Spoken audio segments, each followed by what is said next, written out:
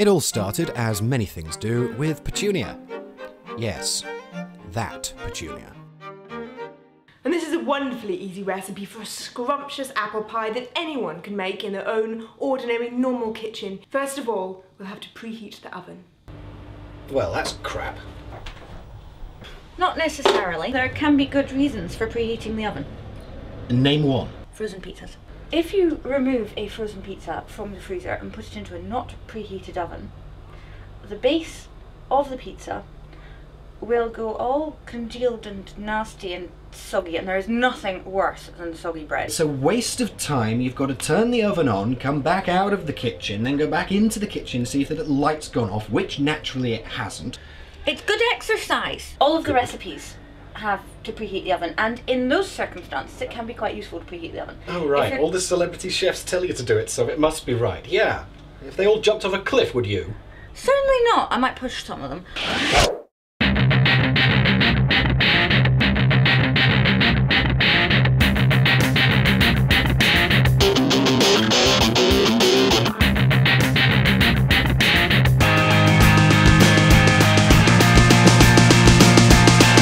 In order to preserve the stability of my relationship, by which of course I mean prove that I am right, we decided to test whether it was necessary to preheat the oven. With science.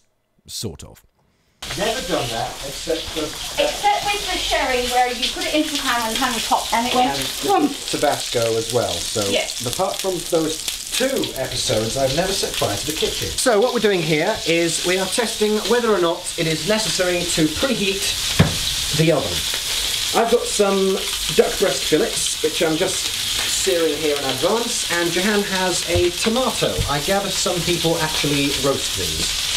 Occasionally. So we do one preheated and one without, and see what the results are. I should mention, by the way, this is Jehane, also known as Often Wrong.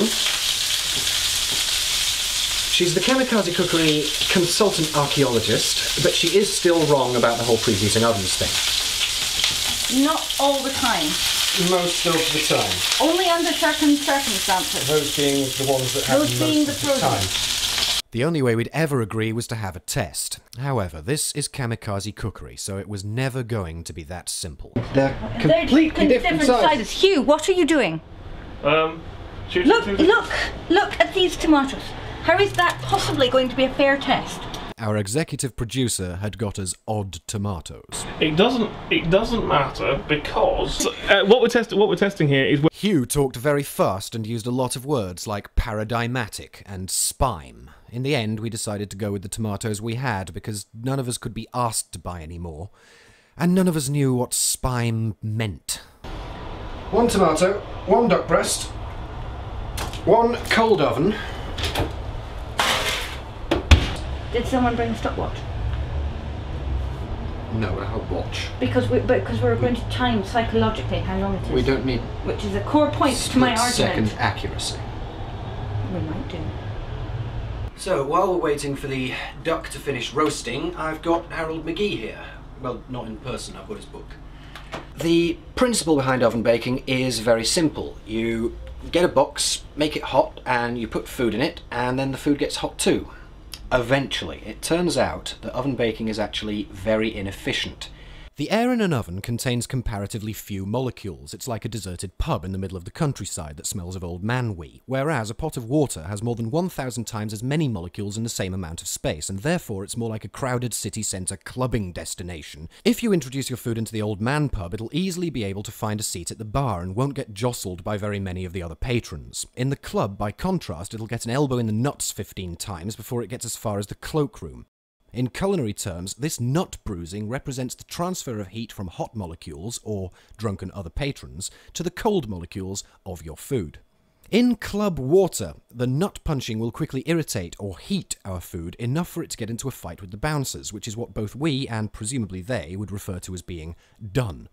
In our pub, by contrast, there are comparatively few molecules, here represented by a local women's institute meeting. Thus, the food is only occasionally jostled until finally one too many sponge puddings to the back of the head causes it to snap and go on a rampage with a commemorative tankard. This process is what we refer to as cooking. Now what this means is that because it's so inefficient, oven cooking was probably the last method of cooking to be invented up until the development of the microwave. What? I said ovens were invented last! In fact, it was probably one of the last methods to be invented.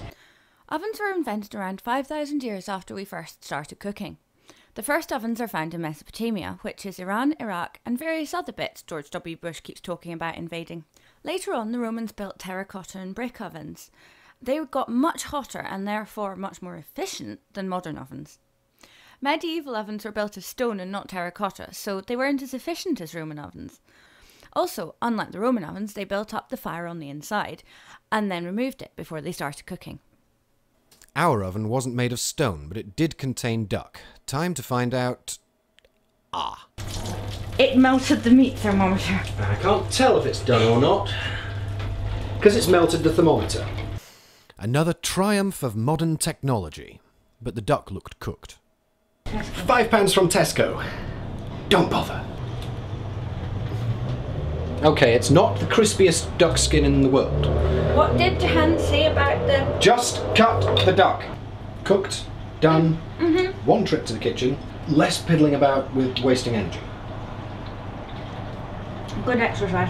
Right, are they going to come out with public information posters now about if you cross back into the kitchen unnecessarily 5 times today, you'll have climbed 3 Monroes? In any case, the duck is good. The tomato is garlicky and is cooked tomato and is slightly mushy. I mean, it's fine. All in all, it's okay, except for the lack of crispiness on the duck skin. The skin could be crispier. Right, so this is the boring, dull, staid, by-the-book duck, cooked according to the recipe, with preheating and things. Captain Kirk would hate this duck. Dirty Harry would hate this duck. Look at the crispy. I'd just like to say in advance that this one's been in the oven for a bit longer than the last one. That's got nothing to do with the crispy. That's good. That is crispier than the other one. That is very good. I think this is all mine. I think not. Okay, that didn't work so well, but since Jehane is such an expert on pizzas, we thought we'd give those a try. This is a frozen pizza, and this is a cold oven. Now, Jehane's actually correct about the old stone-built ovens. They are actually much better for oven baking than the modern domestic kind you get in your kitchen. In your modern domestic oven, which is essentially a tin box, you start off at a high temperature, and then the temperature drops off gently, and then the thermostat kicks in, takes it right up to a temperature way above it's supposed to be, and then it drops off gently again. So you get this wavy motion round about, vaguely, the temperature you're supposed to be cooking things at. In fact, we spoke to a few food scientists who've been doing some research in this area. Apparently there are domestic ovens in which you can find the temperature is up to 120 degrees Celsius higher than the temperature the oven is set at. The non-preheated pizza, which was going to be perfectly fine, was ready for its moment of glory. It's got vegetables on it. Why has it got vegetables on it? Frozen pizzas, they come from the shop. The shop knows best. Ah. Well, there's our 5 a day. 1, 2, 3, 4, 5. Can pick the rest off. Crispy on the base, all the way to the middle. It's wiggly. It's not very nice here. That's quite nice. I've had better. With our now preheated oven, we stuck in a fresh new conformist pizza, ready to toe the line and follow the gooey, drippy supermarket pizza herd. Then it came out, and it was identical to the other one. For this specific variety of pizza, there isn't a great deal of difference. There's no difference. There is some difference. There is no difference. Some difference. No difference.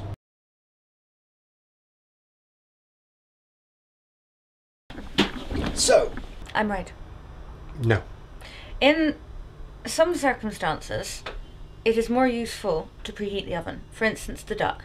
The duck's skin on the preheated version tasted was much better. marvellous. Okay, so what about the pizza? The pizzas, there was really not a lot in it. That was inconclusive. Yeah, there really wasn't a lot of difference between the two. But the amount of hassle that we saved by simply slamming the pizza in the oven, turning it on and going back when it's cooked, That made a lot But of we difference, don't- especially if you consider the cumulative hassle accrued over several decades of cooking. Well, I don't mind, and besides, actually, if you are one of these poor people who don't have a dishwasher like me, you can in fact be doing something useful like dishwashing. You're wrong. I'm right. No. Yes. I'm right. No. Yes. No. Yes. No. I'm right. No, you're not. Yes, I am. No, you're not.